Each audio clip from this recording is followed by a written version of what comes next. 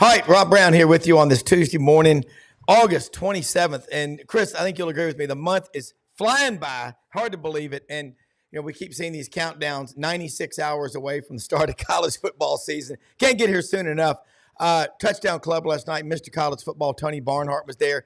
He's the only guy that does the PowerPoint presentation because he's so good. And then normally Harold Grader interviews the guests, kind of a Q&A up there on the stage. But, man, the enthusiasm, the appetite, and the passion for college football, he's right. Not even the adults can mess it up. You do a great job at Southeastern 16 covering all the teams. You don't ever give yourself really enough credit because you do an incredible job. I watch your podcast. I turn people on to it and tell them to watch it.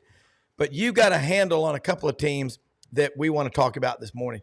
One of them, Vanderbilt. What's going on there? Number 2, Kentucky. They've got a mid-tier game coming up this week against Southern Miss. And you and I, we all grew up in Brendan. Southern Miss, that was a big deal when you played them, and you better not sleep on them. So let's talk about those two teams and take it from there. Yeah, in order that you asked, Vandy, I think here's what to watch this weekend. They have tried – they are bringing in an entire new offense, and one of the conditions of being able to watch fall camp was not report on formations and schemes and stuff like that. But I'll just say this. You saw a lot of formations and a lot of things that you're not going to see any other SEC team do. And it felt like they didn't run the same formation. Maybe, I don't know, you'd see them doing one thing, one snap, and one thing completely different the next. They will do something kind of unusual that you hadn't seen in a long time. Instead of like left tackle and left guard, they've got strong tackle and strong guard. So you'll see a guy playing left tackle. The guy playing left tackle and left guard on one snap might be playing right tackle and right guard the next. So it's going to be very unusual. Now, they had a lot of issues moving the ball. I don't know how much of it. I don't think they're super talented. But when you're changing schemes, you're bringing in a quarterback, and Diego Pavia didn't get here till the summer. You got a new offensive coordinator. You got Jerry Kill, the head coach of the offense, basically. Everything looks different. You got 3 transfers on the offensive line, 2 of whom will start. Just with so much change there, Rob. I don't know how much of the difficulty I saw of them was just talent, how much of it was just adjusting to all the new stuff, or how much of it is their defense is better. And I think that's a possibility. I think Clark Lee coaching the defense, I think they got some talent in their back 7 more than they've had in a while. Now, they're playing a Virginia Tech team that's super experienced. Brent Pry, their coach, was the defensive coordinator or the co-DC at Vandy when James Franklin was here. So I think they're probably a little bit overmatched in week 1. But if they can go ball control, don't turn it over, have the defense get them a couple of short fields, that's their path to victory, but it's a small one. Go ahead. Sure, I'm sorry. No, I was going to say, with Vanderbilt, again, you know that program. If they would just commit – they could do some great things because they've got the resources. I remember like it was yesterday in December of '87 when Frank Beamer was introduced as the coach at Virginia Tech. My God, in his 6th season, if I'm not mistaken, he was 2-8-1. And that athletic director just said, hang in there, guys. Things are going to get better. But with Vanderbilt and Barton Simmons behind the scenes on the recruiting, the roster – it's improving, but Clark Lee's a very competitive guy. You know him. I don't. That's got to drive him crazy. And if they would just say, okay, Clark, what do you need? I think they could win. Look at Northwestern. Look what Stanford's done over these. Look at Wake Forest. There's no reason they can't do it. I wish it would be great for the conference if they would. It takes leadership and vision and being a step ahead. Unfortunately, Vanderbilt's always a step behind. And so Barton Simmons and Clark brought in this, all right, we're going to recruit guys and we're going to, play it, redshirt them and all these things. And then here comes NIL and the portal together and bam, all your talent gets siphoned off the top and Vanderbilt wasn't prepared. Really, the first year it took the portal NIL seriously was this offseason. But how do you recruit kids? Look, they're 2-34 against the Power 4 this decade. You got to pay a tax just to get kids there. If Georgia's offering you this, Vanderbilt's going to have to be that plus. And so that's kind of the hole they're stuck in right now. Okay. Yeah, that makes sense. Let's talk about Kentucky. Mark Stoops been there a while, left briefly to go to A&M for a few hours, and he came back. Yeah. But Kentucky's a program that now you're going to get a full 60 from them. They've established an identity, a culture, whatever you want to call it. Don't know how big they are on NIL, but they got Southern Miss coming in this weekend. And Jake Wimberly's going to join us. We're kind of like airline flights all coming in together. But Jake's the ESPN afternoon drive 105.9 in Jackson, Mississippi. So this is going to be fun. But let's talk about that Kentucky Southern Miss matchup Saturday. I don't have the line in front of me. I think it's going to be in the 20s based on what I was seeing out of computer modeling this summer, probably mid-20s. Southern Miss is not the Southern Miss it used to be. Kentucky, I think people are sleeping on that defense a little bit. They are good across the board. They got a first-team All-SEC corner, Max Hairston. They got a number one, maybe not a number one overall, but a first-round draft pick up front with Deion Walker. They've got a super experienced linebacking core and edge with Weaver and Derek Jackson, some of those guys. And I don't think you see a lot of teams that are as balanced across the board as Kentucky is. I mean, when you're starting guys that are fourth, fifth year at the same place, same scheme, same coach, I think that's an advantage. I think the question for them will be quarterback play. That was the case last year. They're assuming Brock Vandegrift is the five-star recruit that he was when he signed at Georgia. I don't know if he is or he's not. They've got Chip Trainum out at running back, so they're a little dinged up in the running department. But they got two really good wideouts in Barry and Browne and Dane Key, and added, I think, a transfer from North Texas out of the slot. So I think that's a team that I don't think that they're playoff chase worthy, but I think they're a step below those 9 that everybody's talking about with the playoffs. In my mind, they're the best of that next group. And they, who knows, they could end up being better depending on what they get from Vandegrift. Yeah, and Brock Vandegrift didn't stick around like Carson Beck did, like Garrett Nussmeier did at LSU. I gotta switch and ask you if you know this, because last night when Tony was doing his PowerPoint presentation at the Touchdown Club, the tiebreaker, he said they've got a scenario for everything. Cliff Note version, 30 seconds or less. What do you think about that tiebreaker?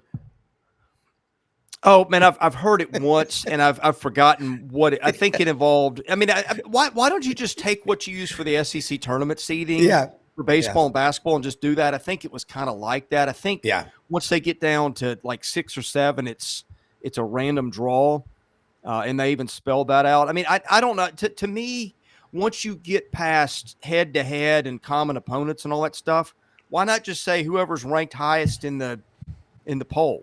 I mean, that to me would have been the better move than a random draw. But I mean, whether they get down that far or not, I'd be surprised. Now, here's the thing that's interesting. I think you do have some very unbalanced schedules. So I think you could see a Tennessee or a Missouri get there just by virtue of getting to feast off the bottom half of the league. Now, look, everybody's got an Alabama, Texas, or a Georgia on the schedule, I think, for the most part. So, everybody's set up to take a loss somewhere. But I do think that this could be the year where you have a bunch of teams like at 6-2, and God help us if they get down to the random draw, because people, I think, will lose their minds, and I don't know if that's unfair. Yeah, all right. Let's bring in Jake Wimberly from Jackson, Mississippi. Chris, I don't know if you know Jake, but both of y'all are two of the smartest football minds out there. Jake, this is Chris Lee, Southeastern 16, up in the Mid-State, Nashville. Hi, having these two guys on here, we're going to take advantage of this brain power. Jake. Again, we talked about the tiebreaker possibilities. Tony Barnhart got into that briefly last night, but really he gave his playoff picks and everything. But we know one thing. God, the interest in college football it's off the charts right now. He talked about Florida. He talked about Mississippi State, about Jeff Lebby. You know all things in the Magnolia State. What right now, I got to ask you, because I asked Chris earlier, just quickly, about Southern Miss, that program. They had you always got a full 60-plus when you played them. Are they making their way back? I thought Will Hall would be really successful, and that's a program they've always gone out and gotten players that were like maybe overlooked by SEC schools that had a chip on their shoulder, and they played with an attitude. Well, and good to be with you guys. And Chris, it's great to meet you as well, sir. Southern Miss is working on trying to get back. And what does get back mean for Southern Miss? I heard Chris talking a little bit about that, and I agree with him that this whole thing has really changed and flipped. There's not really any diamonds in the rough anymore. When you look at everybody has a huddle, everybody's at camp. You've got your 2-4-7s and on threes, and every player is out there now. And then also, one of the things that's there today that was not there 20, 30 years ago is Troy got serious about football. South Alabama got serious about football. Other schools that are equal to his size and stature of Southern Miss got serious about football. And, that's hurt Southern Miss as well. So a lot of those guys that you could find that maybe they were kind of hidden, they would go to Southern Miss. And, for Will Hall, obviously we're pulling for him. He's got to get to 6 wins this year. This is a very pivotal year for him. That line for Kentucky was sitting around 27.5 yesterday, and in favor of Kentucky. For Southern Miss, I think they just need to go play a good football game. They've got a transfer quarterback in from Florida State that they're going to give the ball to on Saturday. So, for them, they've got to play better defense. Last year, they were lethargic defensively, and, they've got to play better offensively. So it's got to be a full meal deal, so to speak, all 3 phases of the game for Southern Miss. But, we're pulling for Will Hall here in the state of Mississippi. He's a heck of a guy, a heck of a coach.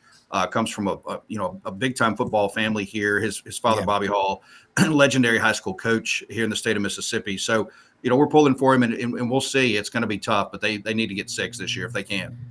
It'll be a fun one to watch. You're right. Chris, another team I want to ask you about that they're not below the radar. We get some good coverage with Andy Humphrey from KTGR in Columbia, Missouri. Last night, I believe it was Jamarian Browne, 4-star running back from Melrose High School right here in Memphis. He's committed to Missouri. I got to visit with him. Sharp kid, man. His dad coaches him. Missouri is getting out there.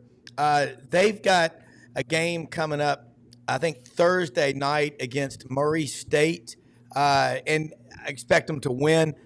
Will Missouri make the playoff, in your opinion, based on everything you know?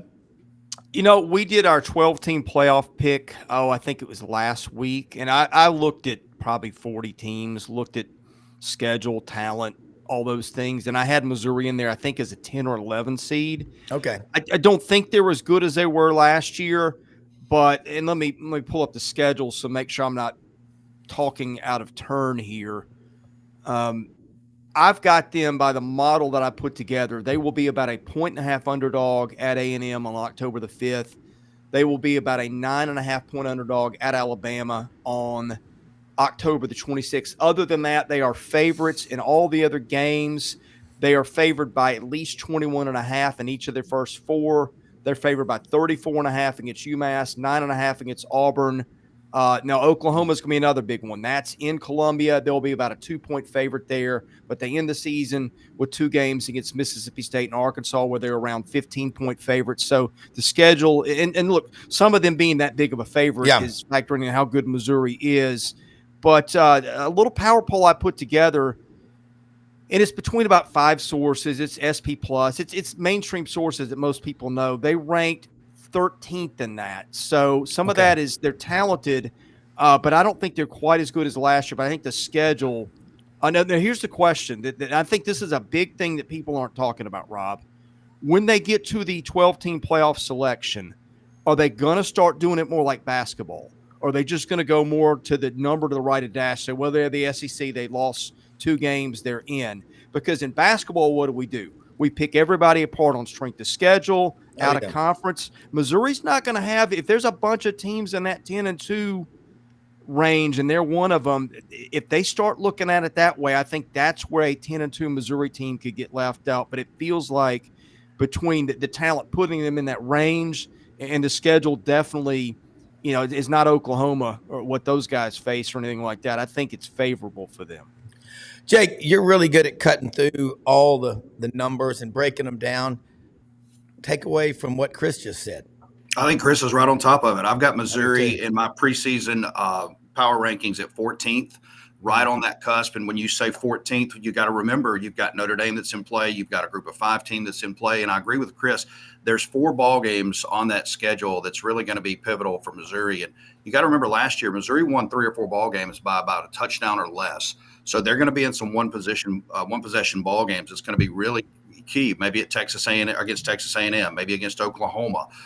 So I don't think there's a lot of room for error with the strength of schedule that they have. So I agree with Chris. I think at 10-2, it can get a little dicey, for Missouri. And look, you could say the same thing about Ole Miss as well. And there's several teams when you start talking about strength of schedule. Yeah, strength of schedule. Both of y'all, again, Chris, I love this tennis match back and forth here at Wimbledon, our own version of Wimbledon, the SEC. Chris, you look at, I think, 7 of the top 10 toughest schedules are SEC schools. Not surprising. I looked at the 24/7 composite rankings in college football recruiting, class of 25. It's number 1 Ohio State, and then 2, 3, 4, 5, 6, 7, 8, 9. It's all the SEC. So let's talk about that SOS. I think there's a lot of disparity in the SEC this year.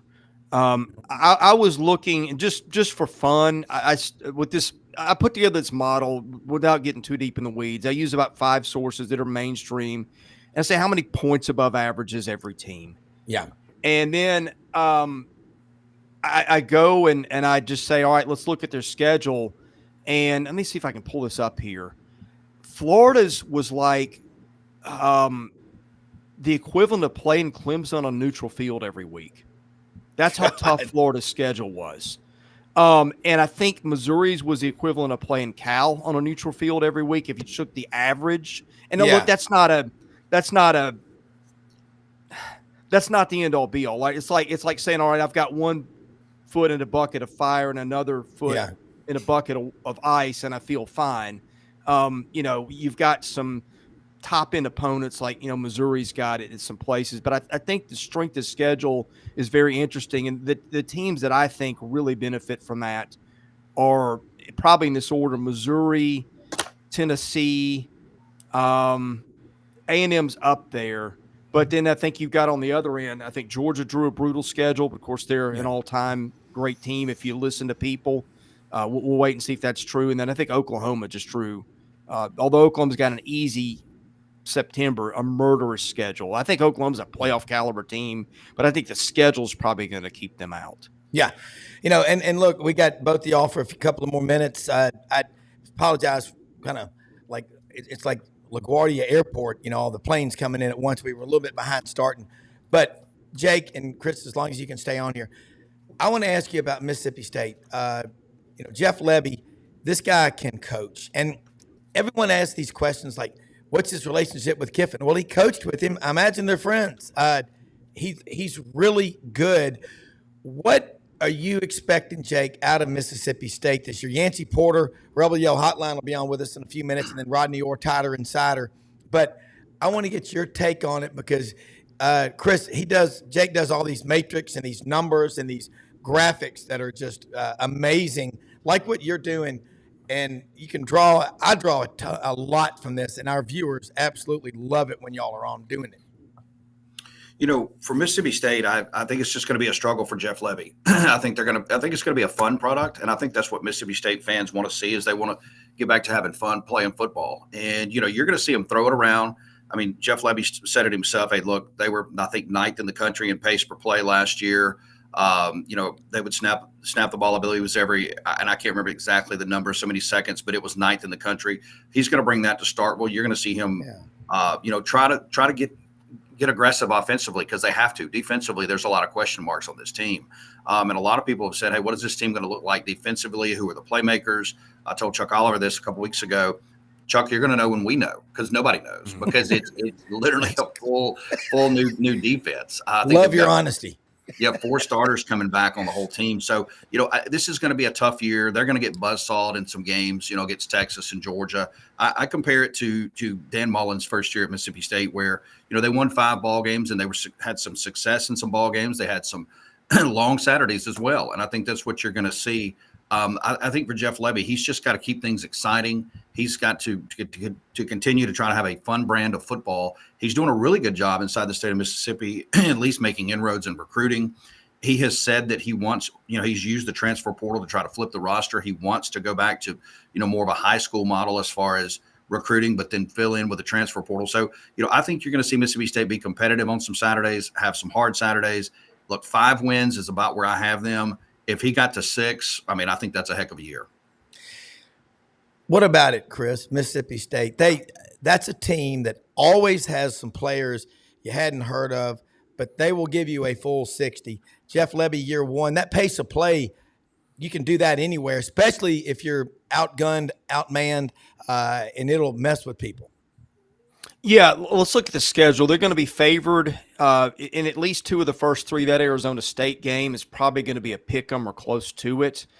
Once we get into September and October, it's brutal. They've got at Texas, at Georgia, A&M, back to back with Florida, which I don't think will be easy right before that. But I like what they did in the portal. Getting Blake Shapen. I like what they did at the skill positions.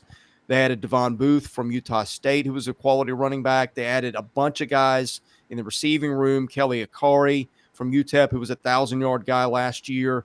And they added a really good tight end, and Seydou Traore, I guess is how you pronounce his name, who had 665 yards at Arkansas State last year. Now, their defense is where they're going to have an issue. I think you've got DeMonte Russell there that's produced some, and they've got Corey Ellington back at free safety. And they added some guys, Stone Blanton, who was productive at South Carolina, and Montre Miller, who was a really good corner, not last year at West Virginia. I don't know if injury was an issue, but 2 years ago he was really good. The rest of that defense is like that scene from Major League when they're pulling the roster out and put it in the paper. And who are these guys? It's a little bit of that. Who is this? I was looking through and like, hey, there's a lot of names here I don't know, which that's not always bad. But I feel like that's a tough rebuild because you went from the way Mike Leach did things to the aftermath of that strategy and the tragedy there. To the coaching change. And I just remember watching media day, being in the room with Zach Arnett, just thinking if you could pick out one coach who's never done this before, I think he's the guy you'd pick. Yeah. And that ended up being kind of prophetic. And now they're going to a new thing. And look, the thing about Jeff Lebby's system, I think, is interesting. The pace of play thing, it worked really well at Ole Miss and at Oklahoma. I wonder, do you want more snaps in a game where you're probably going to be outmanned most of the time against bigger teams? There's a fine line between giving people something that throws them off balance and hinders their substitution, or creating more plays in a situation where probably if you're a big underdog, your best chance of victory is fewer plays. That to me is going to be interesting. Yeah, Jake, I love this. Dr. David Arnoff down in Panama City, Fort Walton. In between cases, I hit the hospital. Thought I'd get a little SEC football. I love our viewers, and they love this content that y'all are giving. I want to get a take real quick from you, Jake, and then Chris, before you go, and we'll have everything squared away. Your take on Florida, their quarterback. We all know DJ Lagway is a highly touted freshman out of Texas. Everything's a lot faster on the college level. We've heard all the comparisons. Chris Leak in 06, Tebow came in. Do you see that kind of scenario playing out at Florida this year, Jake? You could potentially. I think this weekend, you're going to see, what we saw last year. Obviously, the starter, the incumbent will get the snaps there. But again, if things start to roll downhill, then yes. And look, I think you'll see Lagway some and maybe some quote packages this weekend as well for Florida. So this is a pivotal ball game for the Gators this weekend. It's equally pivotal for Miami. When you talk about, what Miami, the expectations that Miami has on the table as well. Make sure I got you there. Sorry, I had a hiccup in my internet there. But, yeah, I think it's extremely pivotal for both teams this weekend. I think you can see Lagway. I don't know that you're going to see a full Chris Leak, Tim Tebow rotation here. But, again, I always say, hey, let's see the guy before we really kind of put him on a pedestal because, a lot of these guys we've seen, they've come into the league. We've heard a lot about them. And then that's just kind of like a warm cup of coffee. But I do think you'll see both quarterbacks this weekend and moving forward probably. Great. Chris? Yeah, I think Graham Mertz, to me, has earned the number one. I think he's maybe the most underrated player in the league. Threw for 2,903 yards last year, 20 touchdowns, 3 picks, was super accurate. I think he led the conference in completion. But it's just a weird situation. You got a coach that's kind of on the hot seat coming in, depending on who you ask. Some people say maybe not as much. And then you've got the situation with DJ Lagway, which we just kind of unpacked a minute ago. But then again, you got that schedule, and that's the thing. Like, you could see DJ Lagway not because of Graham Mertz, just because of this. Hey, I'm trying to hang on to my job and give people hope for the future. Yeah. It's kind of set up for bad things. I don't know how else to put it. I don't think Florida's a bad team, but the schedule. In fact, I'm gonna see if I can pull this up just to illustrate how hard their schedule is compared to everybody else. The teams they play are 176 points above average, and again, that's like playing Clemson every week on a neutral field. The next place team is Oklahoma at 117. So that's about a 5-point difference in strength of schedule between number one and number two. Now, unfortunately, fans are really rational and will factor that in their evaluations of Billy Napier. As we know, right? Oh, yes, of course. But it's just a weird dynamic between all the things that are going on there. I don't think their core, that's a bad team. I think if you give them Missouri's schedule or Tennessee's, then the conversation's a lot different. But I think that's the thing that's looming over everything is just, it's almost going to be, I think if they get to 6-6, he'll have done a really good job. But I don't think that's how it's going to be viewed. Yeah. Let's bring in Yancey Porter, Rebel Yell Hotline. Catch it Monday nights, 6 p.m. Sports 56 WHBQ and Super Talk, Mississippi. Jake and Yancey both live in the Magnolia State.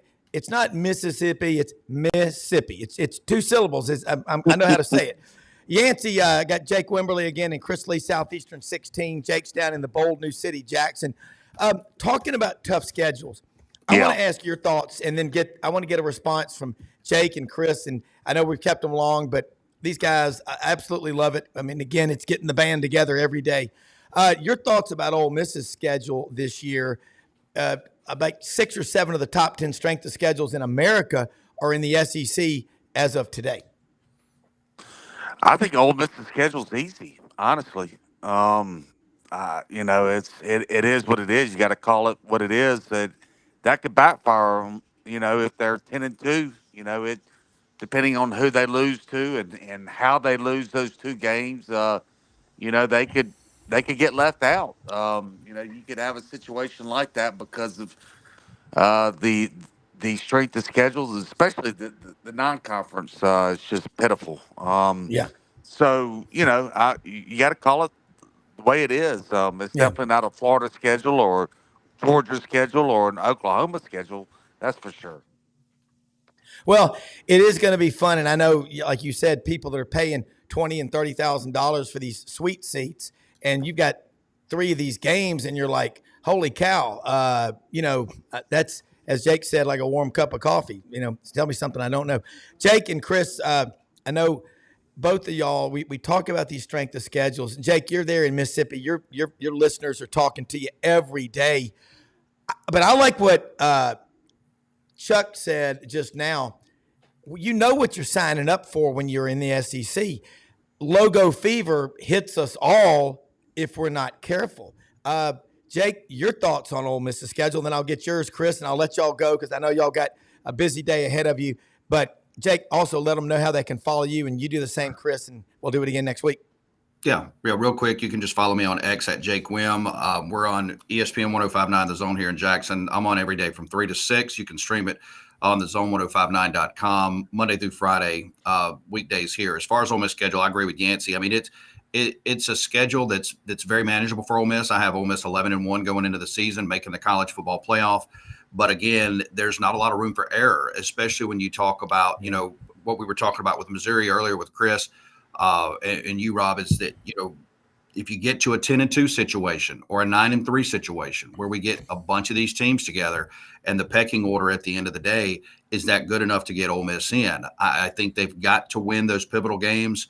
For instance, maybe one on the road against LSU. They've got to beat Oklahoma at home. Yeah. They can't drop a game, for instance, at South Carolina and get dinged. So, it's a good conference schedule as always. The non-conference is kind of a snoozer, but that'll allow Lane Kiffin and his staff to really kind of, let this team kind of gel and materialize together. But there's not a whole lot of room for error if you start dropping ball games. Jake, next week we're looking forward to having your graphics on here. As always, thank you a million. Appreciate your hard work. Everybody out there, follow this guy. He is brilliant. Thanks, guys. Appreciate it. All right, you bet. Thanks. Chris, your thoughts responding. I'll let you go. And again, appreciate you staying long with us, man. This is great stuff. Yeah, just by the points above average model, they got the 12th toughest schedule in the league. But then you dig in a little bit. They're only playing 3 teams inside the top 25 in terms of the power ratings I put together. That's the lowest in the league. Nobody else in the league is got 3 except for Tennessee. Everybody else has got at least 4, in most 5 or 6, or in Arkansas's case, 8. And I think that's the same with Florida too. Now, when you dig in, all 3 of those teams that are in the top 25 are also top 12, which, top 12 is teams that'll make the playoff. Of course, it's not going to break out that way. And they've only got 1 team inside the top 5. That's Georgia. They got that in Athens. Now, look, they're going to be a double-digit favorite their first 6 games, I think. And then the second half is when it gets tougher. You got a road trip to LSU. You got Oklahoma and Oxford, and I think Oklahoma's better than people think. Road trip to Arkansas, that's winnable. But then Georgia, then at Florida, Mississippi State. I think that October, November is going to be the make or break portion of their schedule. Now, I'll tell you this too. I think people are talking about Ole Miss as a playoff contender a lot because of that schedule, and they're not wrong. I think they're the second best team in the conference outright. I think the schedule and the focus on that, I think, has got people missing, I think, how good they might really be. Yeah, and I've got my top 4, Georgia, Ole Miss, Alabama, Missouri. I got Georgia and Ole Miss playing in Atlanta for the SEC championship, for what that's worth. And if they're 11-1, holy cow, last year Ole Miss set the record for all-time wins. Chris, how do people follow you and keep up with all your great work? And as always, thank you so much for sharing your time with us. Yeah, most of our stuff is on YouTube at Southeastern 16. For Vandy coverage, go to vandysports.com. And, on Twitter, I'm at Chris Lee 70. I'm not a huge tweeter, but I do get on there sometimes and banter a little bit. But most of my work is at YouTube at Southeastern 16. Well, we absolutely love it, man. We'll do it again next week. Thank you. Thank you. All right. Yancey Porter, Rodney Orr is going to check in with us in a second. I know he'll probably be walking into practice in Tuscaloosa because they're doing morning practices. And you got to love this on this show. One of these days, I'm going to catch you eating breakfast at the Beacon. But you get up at about 5 and probably in the office and all like that. Reddy, I'm going to tell you this discussion. Again, I go back to it's Chuck McKenzie. And he is a Gator, but I just did not get all the talk about the hardest schedule in the country. We're in the SEC. We're used to playing these teams. To me, it just sounds like an early excuse for another losing season. But in all caps, go Gators. That's kind of like hotty toddy, roll tide, go Vols, woo pig, war damn. Look, Yancey, got that game. Ole Miss is, you're right, the first part of the season, what Kiffin and that staff have got to do is keep them from getting sleepy and developing bad habits against teams that they clearly outmatch. I am glad, though, that Ole Miss has to go on the road and play at Wake Forest early. That'll wake you up in the morning there. That'll get you going. No, Wake Forest is going to be extremely improved team this year. This is kind of their setup, right? Not much expectations. Had a poor year last year, but they bring back 16 starters. They bring back a quarterback that they feel very good about. They're going to be much better than what they look like on paper.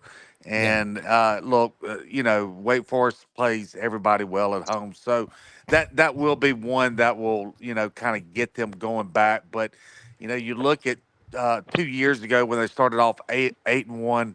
Rob, it was kind of very similar schedule where it was back end loaded like it is this year. But the difference in that team and this year's team on paper is night and day. The roster's stacked this year. They were thin in a lot of areas last year, especially along the offensive line, in the secondary.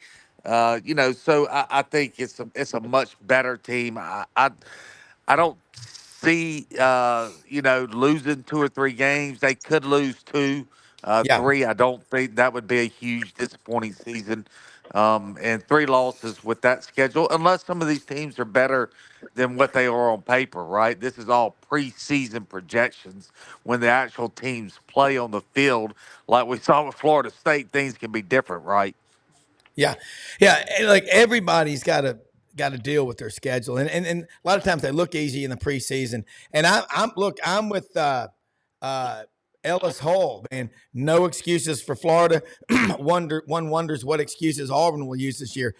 I don't ever want to hear Hugh Freeze say after getting your ass kicked in that bowl game by Maryland to Andy Burcham on the Auburn Network when asked about the game, he said, I, I just I didn't have him prepared. Well, he was out recruiting. No excuse.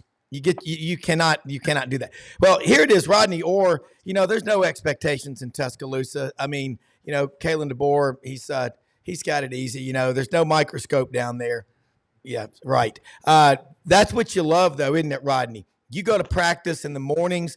I think Alabama's one of the few schools in the SEC, maybe the only one, has their practices in the morning.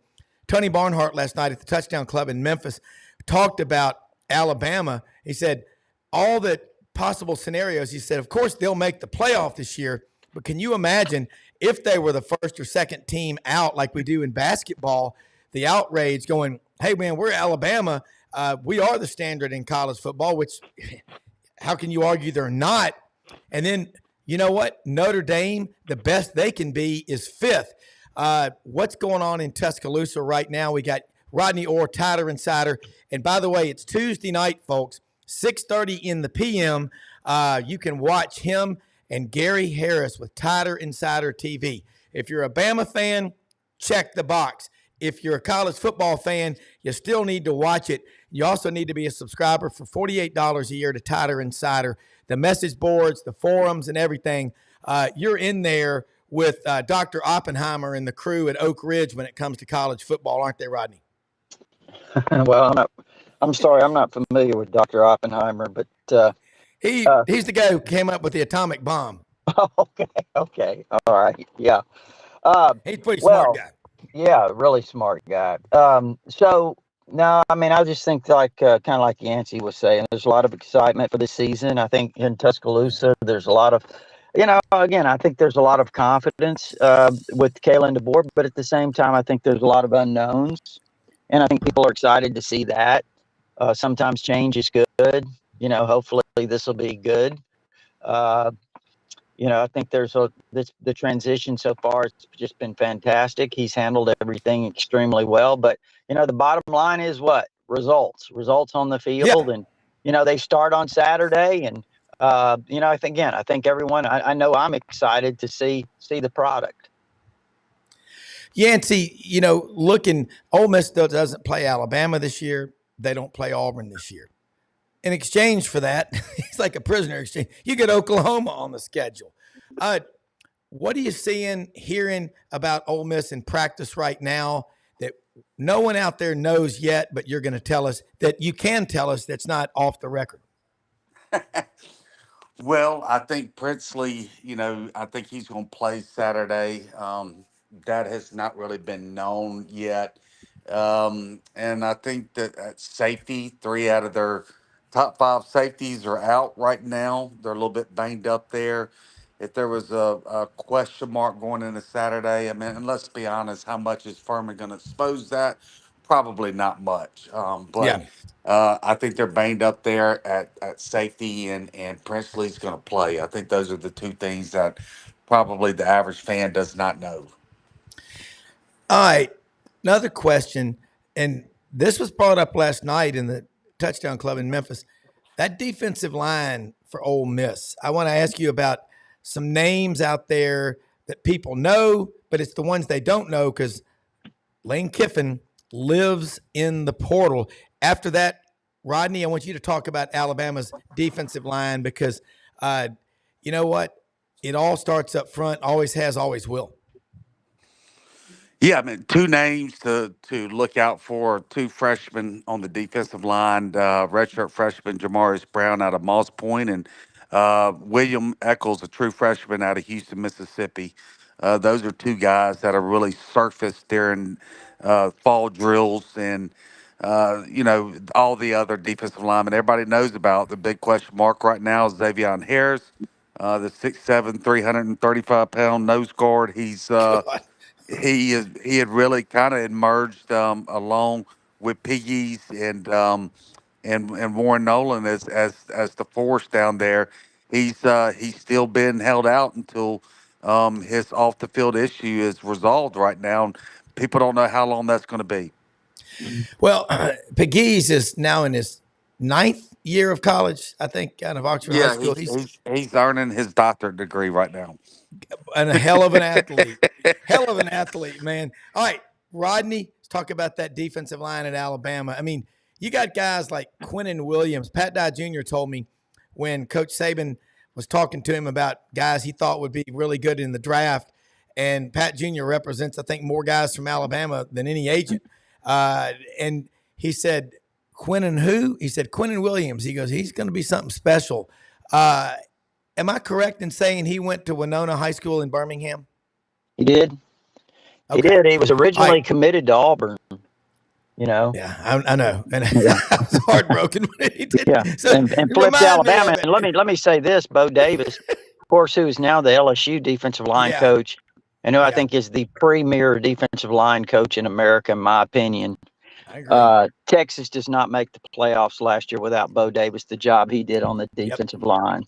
Correct. But I'll say this. Bo Davis said coming out of high school, there was a kid, and you'll remember this, and I know Yancey will because Ole Miss recruited this kid really hard. Rashawn Gary, I think he was out of New Jersey at the time, went to Michigan. Yeah. And I'll never forget, Bo Davis told people, oh, yeah, Rashawn's a good player, but Quinnen Williams is better. And everybody was like, come on. Really? The kid from Winona?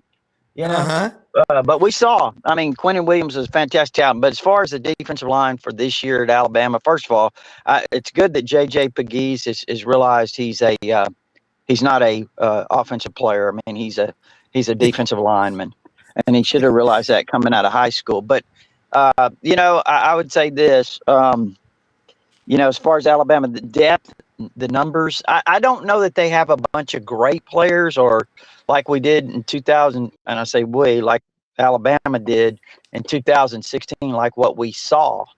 Ashawn Robinson, Jonathan Allen, Dalvin Tomlinson. You could go on and on down the list, Jaron Reed. All of those guys, great players. But what I would say, Rob, is they have a lot of really good players. Jaheim Otis could be a great player.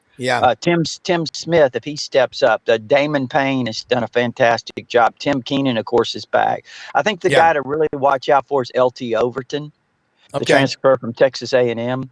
He had 3 sacks in the first scrimmage. Probably could have had more. But that's a guy to watch out for. I mean, obviously, Jamarian Latham's been around a while. I think some of the younger guys, Keon Keeley has shown some flashes as a pass rusher. Really like some of the younger players they have. Jordan Renaud, a redshirt freshman out of Texas. He's really going to be a really good player. So, kind of go down the list. I mean, I think I counted 9 or 10 that I looked at athletically and physically and said, those guys are players. They can be really solid defensive linemen. Well, you mentioned a defensive lineman transferred from Texas A&M. Yancey, you know about Walter Nolan, transferred from Texas A&M to Ole Miss, and Isaiah Wright's a big guy who's going to play a lot for Auburn. That's 3 guys that could potentially start at 3 different SEC schools that were at A&M that are not there anymore. Hey, Jeff Boone, a dog for life. I know him well, love him. Notre Dame should never be allowed a first-round bye. No conference championship, no free ride. Yancey, how about that one? Yeah, if they're one of the top 4 teams, then they deserve it for a bye. But if they're not, they're not. The parameters set just for Notre Dame. I don't understand that, but whatever. But yeah, that's what Tony Barnhart said last night. The best they can be is 5th. They'll never be able to be one of the top 4 teams. And that's, Rodney, that's kind of, Notre Dame. I don't agree with that. I don't agree if you've got you could literally have a 9-3 Florida State team win Yep. their championship and be an automatic top four team. I mean, it just it doesn't make sense to me to automatically put a conference champion as a top four seed. That does not make any sense to me. Well, and that was the case, Rodney, that was brought up last night by somebody at the Touchdown Club. You could have an 8-4 Florida State ACC champion in the playoff. Rodney, and I'm going to say this. When you harp on something that happened last year, like Mike Norvell, and I love that guy as a coach, but you harp on not making the playoff, you get the governor involved and suing everybody, I think you lose your team, the locker room, whatever.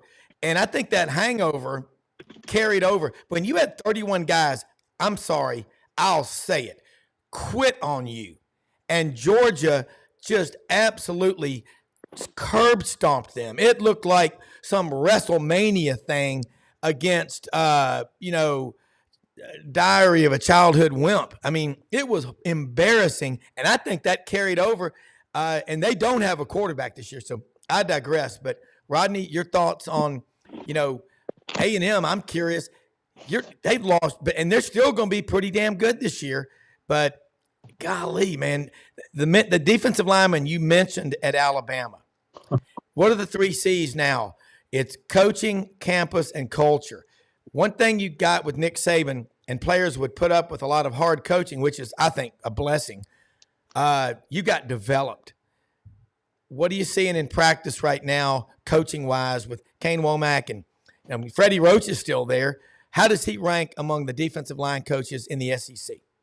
Oh no, I don't know. I don't know what everyone else has, to be honest with you. To be very honest with you. I think I think Freddie's gotten a lot better. I mean, I think, certainly as he's gained experience coaching the defensive line, he's gotten a lot better. I think he probably has used every tool that he has and every mentor to help him to grow as a defensive line coach. I think he's probably a lot better now than he was last year, But I also think no, you got to have the players, and I think he has players now. He's got depth, like I mentioned. We went through some of the players. So I expect the defensive line to be much better. If it's not, that'll be a little bit of an alarming signal, I think.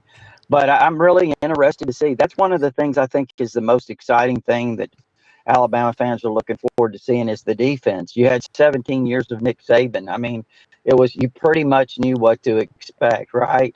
With the Nick Saban defense. Now this is just a transition to Kane Womack, a different style defense, going to be really aggressive. And I look forward to seeing it. I'll say this, and I mentioned this last week on TigerInsider.com. I go back to the 2012 Alabama-Ole Miss game here in Tuscaloosa. Alabama obviously had Ole Miss well outmanned, did not play well that night. But the thing that really struck me, and Dave Womack, correct me if I'm wrong, Yancey, I think Dave Womack, who's Kane's father, was the defense coordinator for Hugh Freeze in that first year at Ole Miss. And that defense was really aggressive, very hard hitting. They out-hit Alabama that night. There's no doubt about that. It was even though Alabama won the game. So that's what I'm really looking forward to. Is that defense going to be somewhat like what we saw at Ole Miss under Dave Womack, which was very aggressive, very hard hitting, physical defense? Yeah, that will be. And you've got 2 former head coaches, one from Buffalo, one from South Alabama, on the staff with Kalen DeBoer.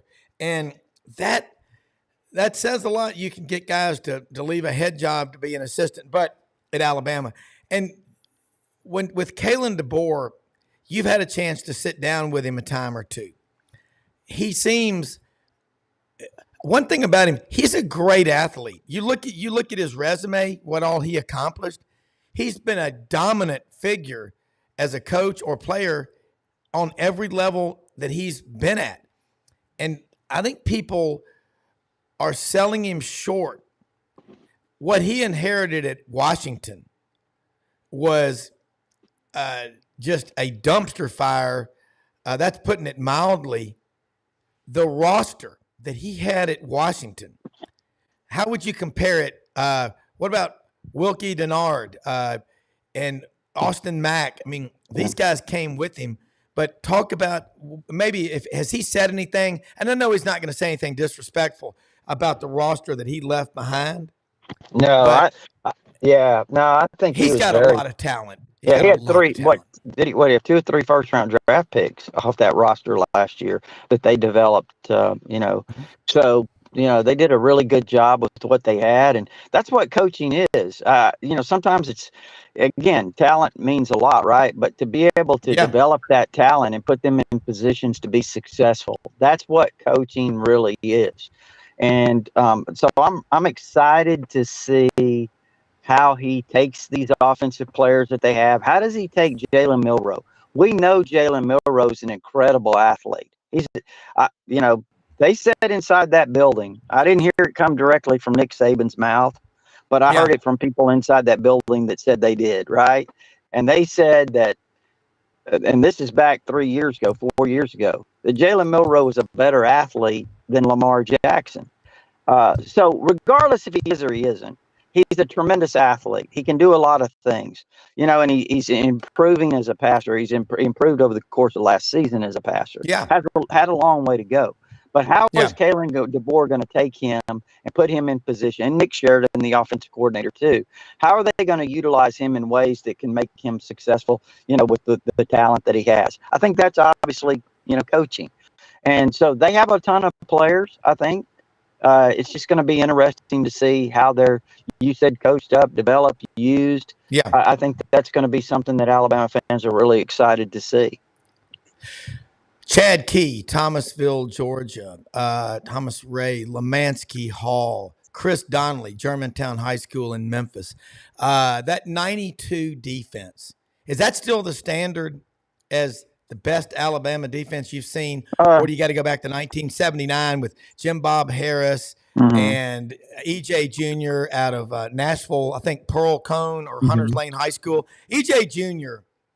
was one of the more dominant players I've seen, but that I just think about that 79 or 92 is the standard. And 79, they gave up 58 points all year, but it was a totally different, it was a totally different time, in offensive football. So, but they were really, really good. I mean, 92, obviously, that was a great, great defense. Yeah, the way they, handled Miami, obviously. But 2011 was really good. There's been some great defenses around here. There's no doubt about that. So all of those I would say are I thought the 2016 defense, that was really a shame for them. That defensive side of the ball, they didn't win the national championship. That was an incredibly great defense. That really was, and the 17 defense was great as well. Yeah. Yancey back here. Hey, I like this from Kerry Jones. Love this guy. He's very observant. Don't forget about Riley Leonard from Fairhope, Alabama, former All-ACC quarterback at Duke, now the starter at Notre Dame. He is underrated. Yeah, Auburn and Alabama, you can't get them all. They didn't get Phillip Rivers, Usi Umanyura, DeMarcus Ware at Auburn High School. Both went to Troy. Yancey, are there any guys on this Ole Miss team, the running back room specifically, that we keep hearing, like Logan Diggs and Henry Parrish and Ulysses Bentley the 4th, 5th, and 6th? Anybody else that has been a surprise? And ask you also, what about Kamarion Franklin? Is he? You didn't mention him, but is that because he's already doing so well? Everybody knows what he can do. Yeah, exactly. Okay. Franklin is. Didn't mean to be stupid. I just wanted to get that in. No, you were asking me for some sleepers, got people that nobody's heard of, but Franklin is, if depending on Princely's health with that shoulder, he could be one of the key guys. Cam Franklin, and what everybody loves about him is, a lot of 5-stars don't come in with a 5-star work ethic, and he's come in with the 5-star work ethic. So, his talent is obvious, but his work ethic is kind of unusual for someone of his talent. Stepping in on campus from day one and doesn't say a word and just goes to work and is there. First one there in the film room every session and the last one there. So he's got a very bright future. As far as running back, no, nobody really has surfaced outside of Parrish and Bentley. Logan is still recovering and rehabbing from ACL surgery last January, and Yeah. Amos is a plugger. He's a guy that is going to have to fill that Judkins role on the short yardage situations, but he's not. He's definitely not one that can take it 80 on any snap. That's for Yeah. sure. He's a Yeah. 245-pound just bruiser, and that's a little concern. I think former walk-on Mac Jones has really developed and is ahead of what they projected him to be. But no, they have not really had a third back. Just emerge. Okay. All right, Rodney, I got to ask you this. Let's talk about that. Yancey gave us a great breakdown on the running back room at Ole Miss. What about Justin Haynes out of Buford, Georgia? Give me the three deep running back room that you think will be out there Saturday against Western Kentucky. And it's likely going to be running back by committee as it is in most every school now, isn't it? Mm-hmm. Yeah, I think you're probably going to see either Justice Haynes or Jam Miller take the first snap. I don't know that it really matters. Both those guys are probably going to, kind of alternate. And then I think the third guy, Richard Young, redshirt freshman, had a great end of spring, tremendous 8-day game. Guy that runs with some power and speed, and he was a five-star coming out of high school himself out of Lehigh Acres in Florida. So, they've got a pretty good trio, to be honest with you. Yeah. I think they feel really good about those guys, and I think Justice Haynes is potentially an elite player, and Jam Miller too. I mean, I think that's going to be a guy that people are going to say, "Whoa, this guy's a little better than we thought." All right, one last thing, Rodney. Wilkin Formby update. A lot of people pulling for him. I know the May family, that they love that family, and a lot of people do. And Wilkin is working hard. He's a 6'8" kid. I remember watching him play Northridge against Paul W. Bryant out at Cottondale in high school, and I was like, he looks like an SEC player. Mm-hmm. Yeah, I think Wilkin, there's right now I would give him a leg up on that right tackle spot in terms of taking the first snap on Saturday night. I think that's where it stands. But now, again, there's not been any kind of a definitive statement made on this end. Who's going to start, whether it's Wilkin Formby or Elijah Pritchett at right tackle. Yeah. They're still competing. I think, and again, this is just based on a few things I've heard, I would be a little surprised if both of them don't kind of play a considerable amount against Western Kentucky. So I think they want to kind of let this competition play itself out over the first couple of weeks and see how it goes. But I think, so far through fall camp, it appears to me that Wilkin Formby has a little bit of a leg up. It's going to be fun to watch. Look, Yancey Porter, Rebel Yell Hotline, Rodney Orr, Tider Insider, folks. Can't get this anywhere else. Two guys from big-time programs. Both, in my opinion, going to be in the college football playoff this year, playing nice together, a lot of respect for each other.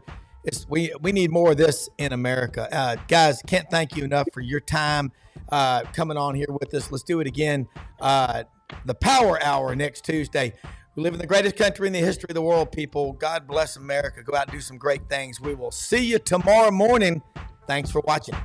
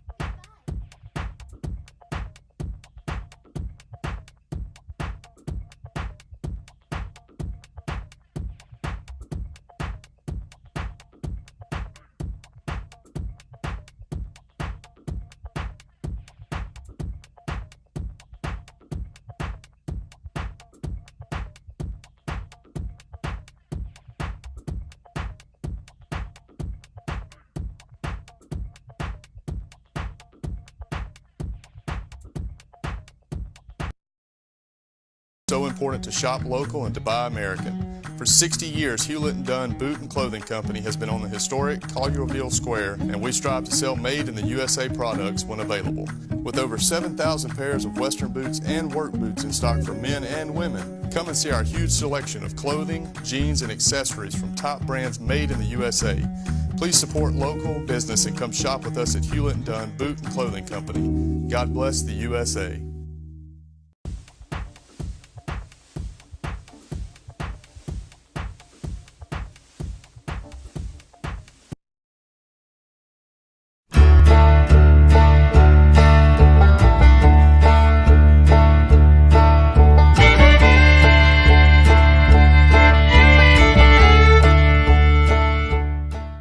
In a perfect world, you'd set a health goal and results would happen overnight.